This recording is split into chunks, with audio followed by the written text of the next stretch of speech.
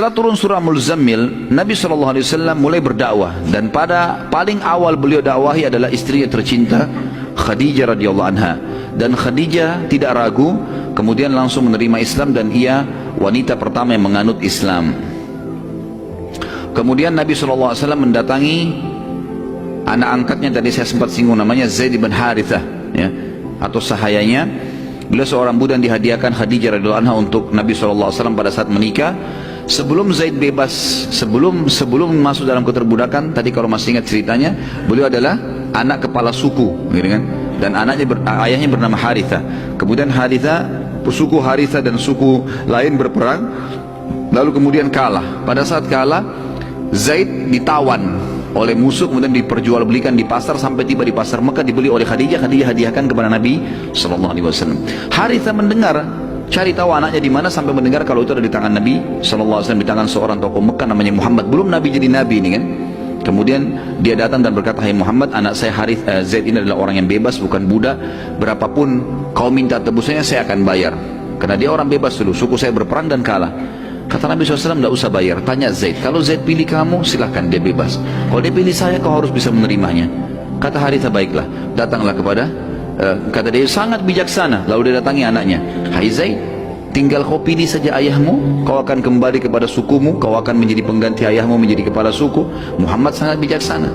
"Atau kau pilih Muhammad tetap dalam keterbudakan."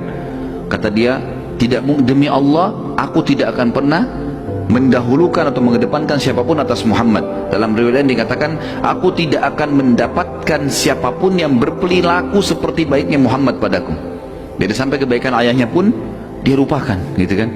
Karena baiknya Nabi SAW. Dan ulama mengatakan ini tentu ada hikmah-hikmah syar'i, ya. Ada hikmah syar'i. Ini bukan masuk dalam bab durhaka dengan orang tua, tidak. Karena Zaid bukan niat durhaka. Zaid niat untuk menerima pilihan dari ayahnya. Ikut sama Muhammad tetap budak, atau kau ikut saya menjadi anak kepala suku. Jadi dia tidak menolak ayahnya, tapi dia disuruh pilih. Maka dia lebih memilih tinggal bersama Nabi SAW. Dari semenjak kisah itu, maka Zaid diganti namanya dari Zaid bin Harithah menjadi Zaid bin Muhammad, sampai turun firman Allah Subhanahu wa taala dalam surah Al-Ahzab, surah nomor 33 ayat 40. A'udzu billahi minasyaitonir rajim. "Ma kana Muhammadun aba ahadin min rijalikum walakin Rasulullah wa khataman nabiyyin wa kana Allah bikulli syai'in alima." Muhammad bukanlah sekali-kali bapak seseorang di antara kalian, tetapi dia adalah Rasulullah dan penutup para nabi-nabi, dan Allah Maha mengetahui segala sesuatunya.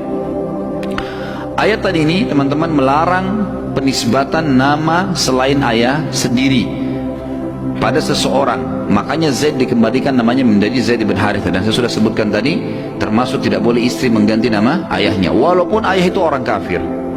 Walaupun ayah itu orang kafir. Kita tahu Abu Talib meninggal dalam keadaan kufur, tapi Ali bin Abi Talib, gitu kan, jelas tetap aja. Khattab, ayahnya Umar, setahu saya meninggal dalam keadaan kufur, maka Umar bin Khattab tetap nisbat namanya. Dan banyak yang lain seperti itu, banyak yang lain, ya, yang mereka meninggal dalam keadaan kufur tapi tidak ada penghapusan penisbatan nama. Karena itu kuasa Allah Subhanahu wa taala.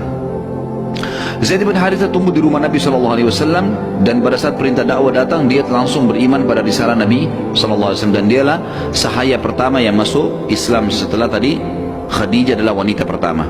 Kemudian orang yang ketiga yang masuk Islam adalah sepupu Nabi SAW yang diambil oleh Nabi SAW, tinggal di rumahnya, namanya Ali bin Abi Thalib radhiyallahu anhu. Dan ini ada kisahnya sendiri. Nabi SAW dulu, sebagaimana saya ceritakan teman-teman, pada saat Abdul Muttalib kakeknya meninggal di umur 8 tahun, maka Abu Talib mengambil Nabi SAW dan tinggal di rumahnya sampai menikah dengan Khadijah. Dari umur 8 tahun sampai umur 25 tahun tinggal bersama Abu Talib. Tetapi setelah dia berbisnis SAW di umur 21 tahun, beliau sudah mulai membantu pamannya, sudah tidak lagi bergantung, gitu kan. Dan ada cerita yang sampaikan kalau masih ingat, baginda Nabi SAW adalah memiliki akhlak yang sangat mulia.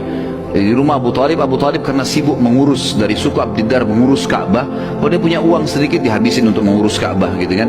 Jadi dia miskin, dia nggak punya apa-apa. Jadi kalau disiapin makanan dikeroyokin sama anak-anaknya yang cukup banyak. Maka Nabi SAW tidak ikut-ikutan, tidak pernah berebut makanan di situ.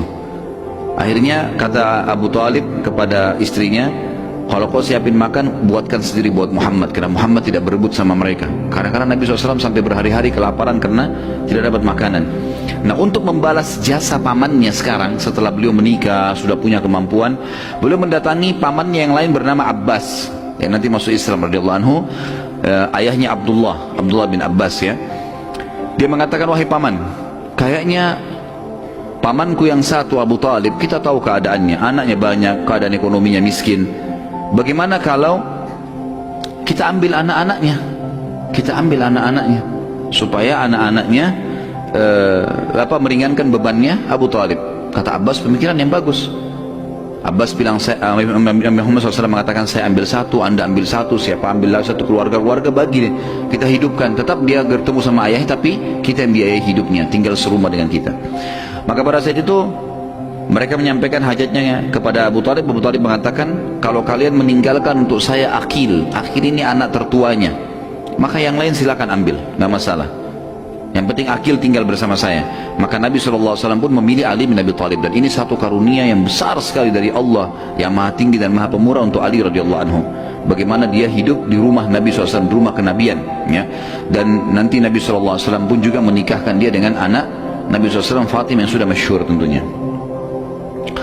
Kemudian setelah selesai itu, Nabi SAW juga mengajak anak-anaknya sendiri, semua perempuan, Ruqayyah, Ummu Kalthum, Zainab dan juga Fatimah radhiyallahu anhunna, mereka semua langsung terima kenabian ayahnya. Lalu Nabi SAW tidak menunda, subhanallah, di hari itu juga. Dan ini ciri orang beriman, kalau sudah tahu kebenaran, sudah tahu dalilnya, sampaikan, jangan ditunda. Kita nggak tahu umur, sampaikan tentang sholat, sampaikan tentang apa saja yang kita jelas ilmunya, nggak salah, sampaikan saja. Itu jadi amal jariah buat kita, dan ilmu itu adalah amal jariah yang luar biasa, karena sekali kita ajarkan ke orang, dia faham sampai mati tuh. Dia amalkan atau tidak amalkan, minimal dia sudah faham. Apalagi kalau diamalkan sama dia, apalagi kalau diajarkan ke orang lain, kan?